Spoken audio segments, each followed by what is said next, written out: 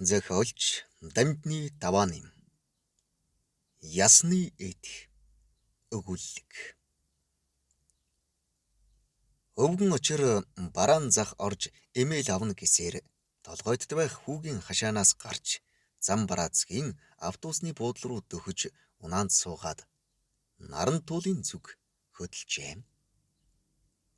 Дээр нэг жил хотод орж ирснээс хойш ахиж нэг ч удаа хаяаг нь хараагүй учир элдв дэлдвийг үзэн хөөрч танигдахааргүй болсныг шагшин магтсаар хүүтэйгээ шалдар булдрахныг ярилцсаар хүрх газар дөхөх амгүй.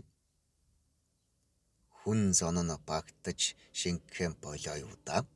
Яасан ч их унаа тэргэв хэмээн дотроо бясалгаж явсан аавыгаа хүүн хөтлөн буулгаж төм түжигнэж бум бужигнсан бараан зах дээр ирж элдвийг шохоорхон сониучирхан явхажээ. Аав та нэгэн тавчуугаа юм олигтойхон чамин эд авчхаараа да хэмээн хүүн хэлээд мөнгө төгрөг хамаагүй хүүн аваад өгсөн ч болно. Болж игвэл мөнгөн тоноглолтой байвал бүр сайн. Одоо та олигтой юм хэрэглэх болсон доо хэмээн бэлбэнчэнтэй хүний шиир хөдлөх ажээ. Манай хоёр явсаар эмээл зардаг хэсэгт ирлээ. Эмээлч гэж эгнээгээр тоногтой тоноггүй, дөрөөтэй дөрөөгүй янз бүрээрэл байх ажээ. Өвгөн ганган чамин эдийг ёр тоосонгүй. Аавынхаа занг мэдэх хүүнч дахиад юм хэлсэнгүй. Хэд хэдэн эмээлийн мод үзсэн боловч таалагдсангүй бололтой авах янзгүй. Харин нэгэн цагаан модыг үзэж буцаан тавьснаа. Дөхөн дөхжээ хэмээн дуугарлаа. Зах дээр ирээд анх удаагаа л дуугарч байгаа нь тэр юм. Цааш явснаа болохдуухан хийцтэй хэрнээ нилээд бат бөх шинжтэй эмээлийн модон дээр хараагаа тусгаснаа шуудхан очиж төөлж хуруугаараа хэмжиж эхлэв. Худалдагч залуу наад модыг ч нахаа 180 мянгаас яриад өгчихнө гэхэд өвгөн дуугарсангүй. Худалдагч залуу авахгүй дээ гэж бодов бололтой. Өвгөн төө сөмөр хэмжиж хавцсыг илж үзэж мойног палгар хуруугаараа зузааныг хүртэл хэмжиж зогссноо.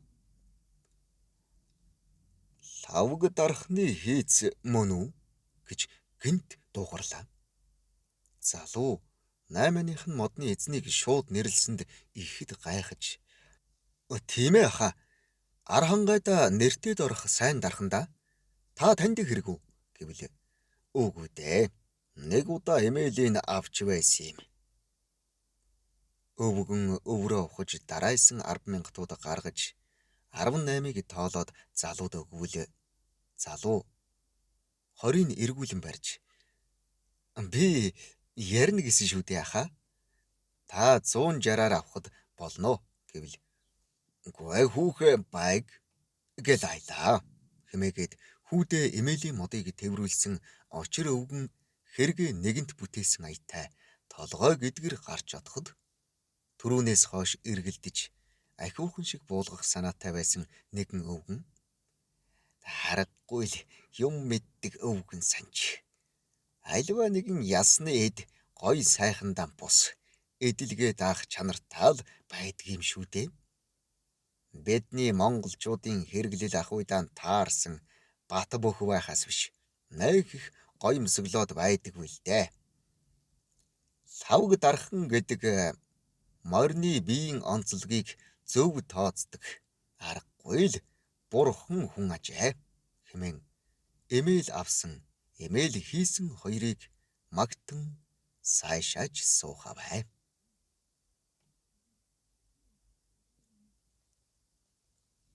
Зохиолч Дамжны даваа нэм.